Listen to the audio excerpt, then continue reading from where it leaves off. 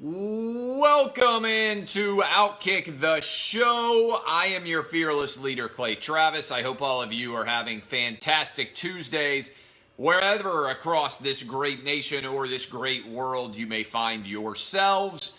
I personally am still licking my wounds over the fumble last night at the end of the Saints game as the Saints went in for a touchdown that would have given them an easy cover over the Carolina Panthers. The worst rule in sports rose up and grabbed me and dragged me back down thanks to that fumble I had the Saints -6. I had the under. It would have been another double win. Instead, ball goes out of bounds. The Panthers stink. Touchback occurs, and the Panthers lose 12-9. Cam Newton basically done. Lots to discuss about that game. Lots to discuss about the NFL playoff picture. Much out there in the world of sports and beyond. Big news if you are following sports gambling and you happen to live in one of the greatest states of the country, the state of Tennessee. The Attorney General of the state of Tennessee has opined in his opinion analyzing Tennessee state law that all the Tennessee legislature has to do is pass a bill allowing sports gambling, and it would become the law of the land in Tennessee. That could happen very quickly. Love to see it happen. And for anybody out there who is following this, or really anybody in any state that wants me to help assist in making gambling officially legal in your state, my argument would be it's legal everywhere now after the Supreme Court decision. But if you want to make it officially legal everywhere and you want to solidify the particular rules of your state to allow tax dollars to flow into your state coffers, I am happy to help you in any state in the country. You want somebody to travel in and speak, you want somebody to help mobilize people in your state in favor of it, reach out to me. Send me a DM on Twitter at Clay Travis. This is something that I believe in very much, and I think a robust American gambling market should be everywhere. It should be legal.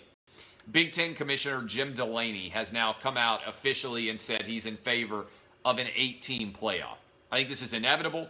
I think it's a good move for college football. And I think the questions immediately become seismic if this is potentially going to happen. Among them, I was told years ago, and I think it's not a coincidence that this story is starting to percolate up right now, that all of the advertising contracts had been signed for 6 years, not for 12 years. All right, ESPN signed a 12-year agreement to carry the college football playoff. But I was told that the marketing and advertising sales associated with that deal were only signed with all the big sponsors for 6 years. And that at that point in time, they anticipated somebody would come back to them, obviously wanting more money, but also potentially opening up the concept of the college football playoff after 6 years. I believe, if I am not mistaken, you guys can correct me, we are about to enter the 5th year of the college football playoff. And if that is so, that would mean next year is the 6th year, and we could have a window of a couple of years nearly here where we could talk about what the playoffs should look like going forward. So, I'm in favor of 8 teams. I've been in favor of 8 teams since the get-go. I'd be perfectly comfortable letting the College Football Playoff Committee select the 8 best teams in America and letting them all roll it out, play the semifinals 2 weeks after the title games. I'm not a big fan of the title games. All right, let me just go on the record as that. You guys know it. I think title games make no sense, primarily because you're playing them with divisions, which I think are nonsensical. Why should you discriminate against a college football playoff predicated on a divisional system that makes no sense? There's no reason why Ohio State should play Northwestern. There was no reason why Clemson should play Pittsburgh. There was no reason why simple quirks of geography should dictate which 2 teams should play for a conference championship. I would eliminate all divisions, and if you insist on playing a conference championship, I would take the top 2 teams, have them play it out. However, I don't think that's necessary if you have an 8-team playoff. I don't think you gain that much, but if you do desire to do it, I think you play the round of 8, second week of December.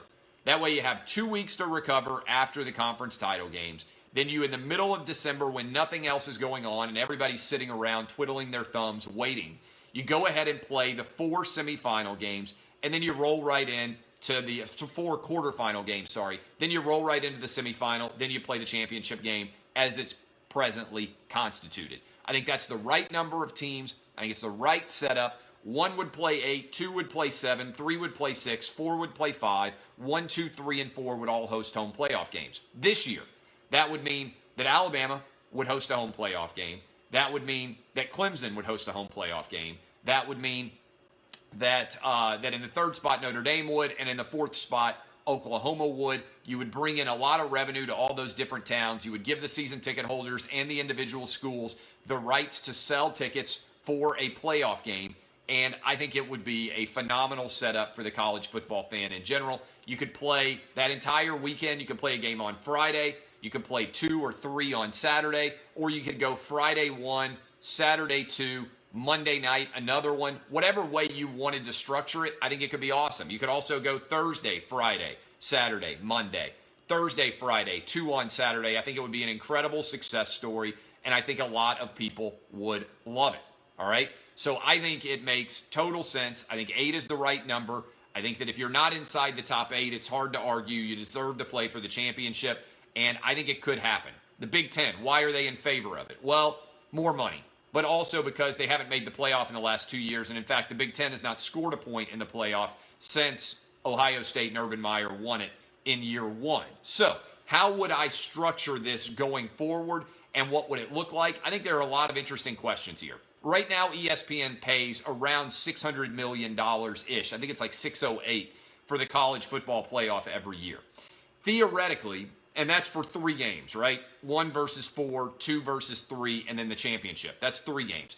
Theoretically, you're over doubling the amount of games that would be available in the college football playoff from 3 to 7, okay? So if you went from 3 to 7, I would think that package at a minimum goes to $1.2 billion or more per year. If they really wanted to make it happen in college football, the way they would justify it is they would say the money that we're going to make from the expanded college football is going to go to provide a stipend for many more college athletes across the entire scope of the country. And that way, it would be really hard to fight against, because you're providing something to those players in excess of what they would otherwise receive. So would ESPN be able to afford it? I think is an intriguing question, because Monday Night Football is coming up. They pay $2 billion for that now. They would theoretically have to pay more money for that. I think there's a possibility. I don't know that this would happen. I think there's a possibility that multiple different television networks could get involved in hosting the college football playoff, and that ESPN could allow that auction to take place where they get the final 3, but potentially NBC has 1 playoff game, Fox has 1 playoff game, maybe CBS gets a playoff game. If everybody wanted to sit at the table, it could look a lot like the NFL. How does that benefit college football? Well, much like the NFL, when everybody has got playoff games. Right now in the NFL, NBC has playoff games. ABC/ESPN has a playoff game. Fox has playoff games. And CBS has playoff games. And then one of those 3 networks, CBS, NBC, or Fox, rotates around and gets to host the Super Bowl every 3rd year.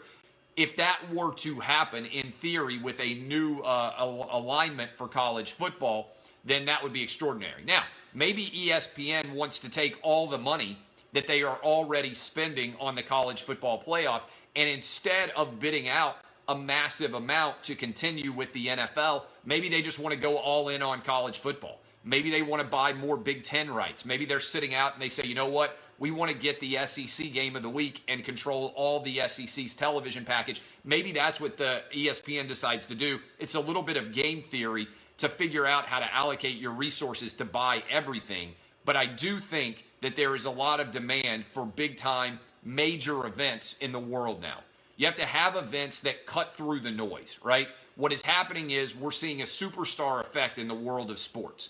Things that everybody wants to watch, things that everybody has to see. It's not just sports, it's also entertainment, are attaining a tremendous amount of value.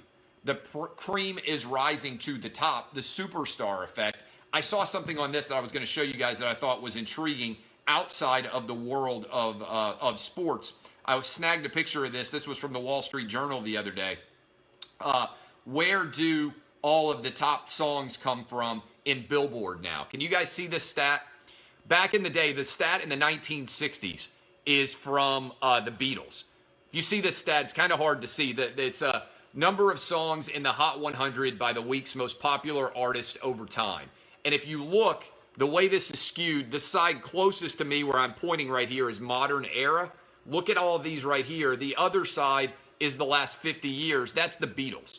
For a long time, all we had was the Beatles, and there were a lot of smaller, big-time stars that would get on the Billboard list. Now, if you're going to make a top song in America, there's so much competition that the superstar impact dictates that the superstar gets all the attention. And so, for instance, Drake, every song that Drake is connected to now, because of his distribution network, immediately becomes a hot Billboard 100 hit. Whether he's associated with it, whether he's on it, all of these stars are creating their own ability to distribute their content. Taylor Swift can go out, Beyonce, they can say, hey, come buy my new album. And if you become a superstar, there is a superstar effect. Why am I tying that into sports? Because those people cut through the noise. It's harder than ever to become relevant, but once you become relevant, it's easier than ever to become massive.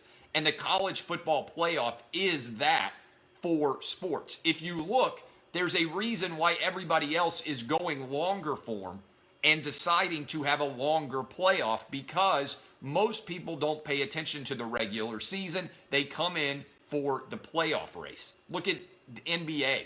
Look at the NHL. They're never-ending postseasons. The NBA has 30 franchises right now. They play 82 games to eliminate 14 teams. Hockey does something similar. 16 of their 30 teams advance to the playoffs. The NFL, it's hard to make the playoff, but they still take 12 of 32. Major League Baseball has expanded the playoff. That has, in general, created a lot more interest in their sport. The people who argued against a playoff because they said it would hurt the overall regular season look like imbeciles now. There's never been anything better for the interest of college football than a 14 playoff.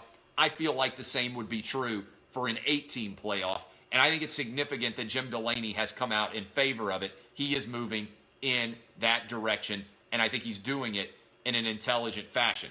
I suspect that eventually the SEC will come around and also sign up for this, because I think it makes it likely that the SEC would have at least 2 and probably 3 teams every year in the college football playoff. That would, I think, make an awful lot of sense. So that is where we are on the college football playoff. Are there any questions that anybody has out there that they would like to ask? By the way, this is also incredibly intelligent, I think, for the Big 12 to support. Why would it be intelligent for the Big 12 to support? Because in the next line of realignment, Texas and Oklahoma are going to have options. The best way for the Big 12 to keep Texas and Oklahoma is to convince them that their best path to a championship runs through the Big 12, where the competition is not as significant in a 9-game round robin than it would be if they went to the SEC or the Big 10.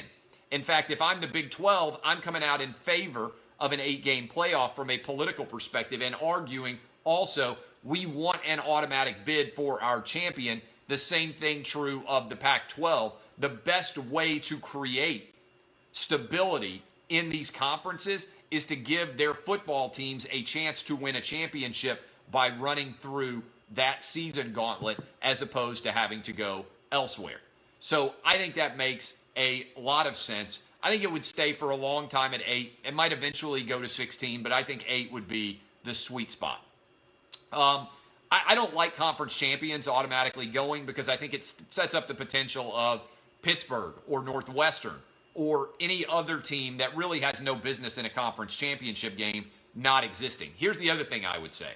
I would say if the SEC wants to play a championship game, that should be the SEC's response to critics who say your teams don't play 9 conference games. You should say, well, the 2 best teams do.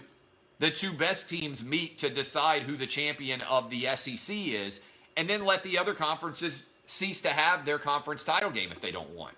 For all the people out there who are saying, well, Big 10 teams play 9 conference games, and all the people who say Pac-12 teams play 9 conference games, just say, okay, well, we're going to keep our SEC championship game, and our champion will play 9 games, just like your champion oftentimes will, if you decide not to play the conference championship game. So I think all of that makes sense. Now, all of those are my thoughts, all right? Justin Fields is talking about transferring from Georgia. Anybody could see that this was a very possibility, a strong possibility even, of happening as the season progressed. I thought Georgia looked desperate. They played Justin Fields in every game but the Georgia game this year.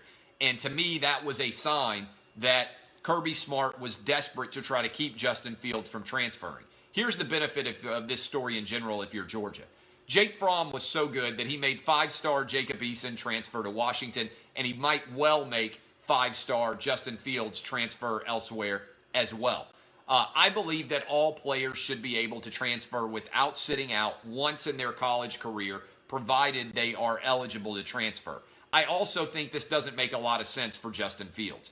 If you love Athens and you love playing for Kirby Smart at Georgia, somebody needs to sit down this kid and say, look, right now, Jake Fromm has got 1 year left. You can play 4 games next year, and then it's likely that Jake Fromm is going to be a first-round draft pick if he continues to improve at the rate that he is improving right now. Then you would have either 1 or 2 or maybe even 3 years to be the starting quarterback at Georgia while you continue to refine your talent. I think this idea that has taken root now in college football, that if you don't immediately start as a freshman, you need to transfer, is a bad move. Having said that, I think and some people disagree with me. You're right. It's okay. You can be wrong. I think the reason why Georgia ran that fake punt in the title game against Alabama was part and parcel of an attempt to keep Justin Fields happy at Georgia. There was no reason to take Jake Fromm out for any snaps at all, given the way he was playing in the SEC championship game. There was no justifiable reason to run that fake punt at all. That was about trying to keep Justin Fields happy. And I don't think you keep a quarterback happy by playing him when there's no reason at all to play at all. I believe Jake Fromm is that good. I don't think he ever should have come out of a close game. I don't think they gained anything by running Justin Fields in the Wildcat by and large. I think that was nonsensical.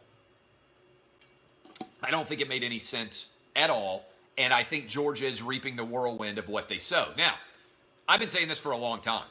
I don't have any problem at all with the best man winning and somebody else deciding to transfer. I just think if you look at Justin Fields right now, there is no way that you actually gain that much by transferring out of Athens. You come back next year, you work your ass off, you get prepared to be the next guy up. I don't know where this came from. It used to be in college football that everybody was fine with being the next guy up, right? You came in, you worked for a couple of years to get better, and then you got the job. And you continued to play, and everybody always had kind of a stair step where they thought, okay, this is our guy right now, and then we're going to move on to the next guy. I think that makes the most sense. I don't understand why Justin Fields would transfer. I think this is a bad precedent that many quarterbacks are following. Again, come back to Georgia, play in 4 games, redshirt, and then it's likely that Jake Fromm is going to transfer, and you would have 3 years to be the starting quarterback at Georgia if you are so good that you deserve that job. Maybe it's okay. Maybe it's okay to sit behind a top 10 pick and then become a top 20 pick yourself. I don't understand why this became something that everybody feels the need to do. The Saints got the win. Congrats to the Saints on basically locking up NFC first round home field advantage. I think they're going to get the number 1 overall seed. I think they are going to sit out. I think it will be all they have to do now is beat the Steelers or the Panthers. And this is a big deal because the Saints probably have played their last game outdoors. Now all they have to do is play 2 dome games, win 2 playoff games, and then they would advance to a dome game in Atlanta. Can you imagine how many Saints fans would make that easy drive from New Orleans over to Atlanta to watch the Saints and Drew Brees go for the championship? I think that it is a no-brainer for the Saints now to be the champions. Here's the bigger question I have on Cam Newton. What's going on with Cam Newton? The Panthers were sitting at 6-2, and now they have lost 6 in a row, and I understand the argument that he is hurt. If you are so hurt that you can't play, then you need to be out of the game. And if Ron Rivera is putting you out there to play and you aren't healthy enough to play, then he needs to be fired. Cam Newton has to develop into a passing quarterback. He can't continue to run forever. That's my biggest issue with Lamar Jackson. That's my biggest issue with any running quarterback is ultimately in order to succeed in this league, you have to be able to drop back and pass on 3rd and 8. The NFL, more so than anything else, is a third down passing league. When everybody knows you are going to pass, can you read the defense, make the throw, extend a drive? Enough to get your team into the playoffs and to potentially contend for a championship. And I don't believe that I have seen enough of that from Cam Newton. Now, he's got a higher completion percentage. If you want to make the argument in favor of Newton, you can certainly point out that he's never had a high-level, big-time playmaker at receiver. The problem with that is most really good quarterbacks haven't either. The Antonio Brown and Ben Roethlisberger relationship is rare. Who's the best receiver that Aaron Rodgers ever had? Jordy Nelson?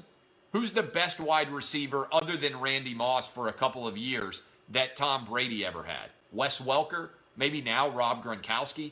Who's the best receiver that Drew Brees has ever had down in New Orleans? Now it's Michael Thomas. For most of his career, you can't even name them. So you start to run across the list of top quarterbacks, and what you find is that the Joe Montana, Jerry Rice, the Peyton Manning and Reggie Wayne, or the Peyton Manning and Marvin Harrison is actually rare.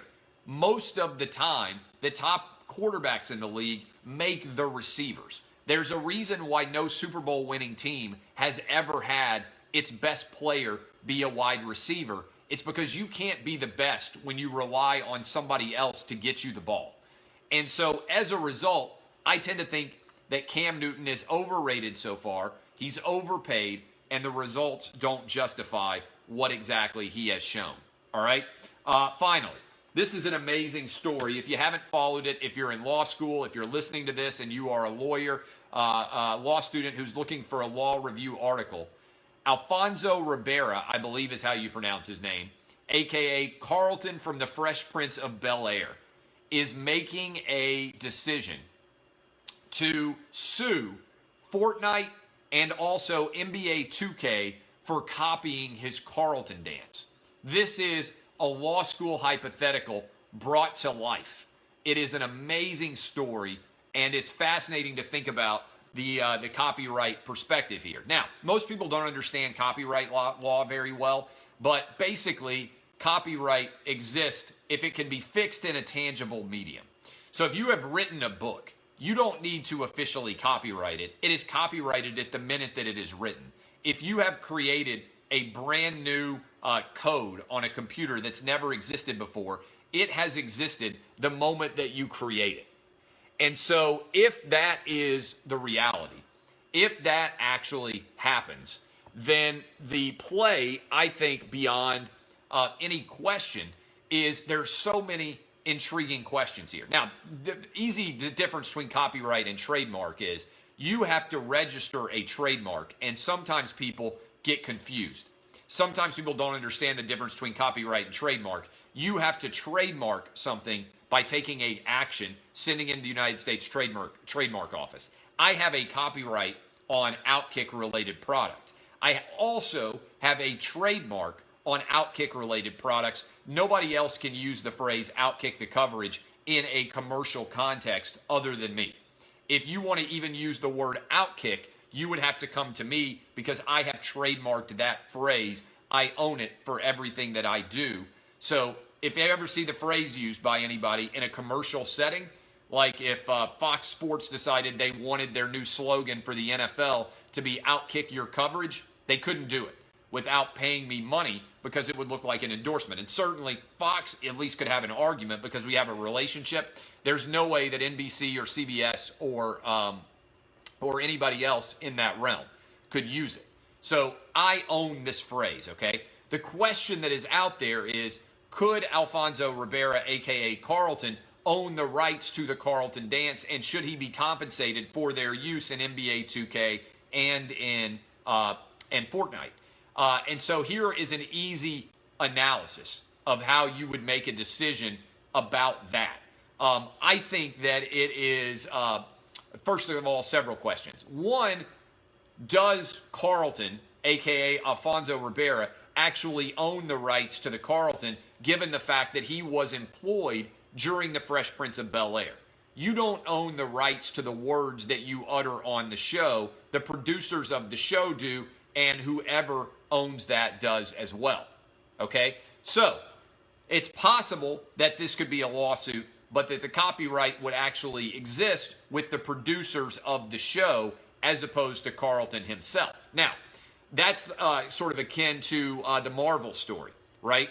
If you think about it, the Marvel show with all the Marvel comics, Stan Lee created Spider-Man, but Marvel retained the rights to Spider-Man because he was under a work for hire.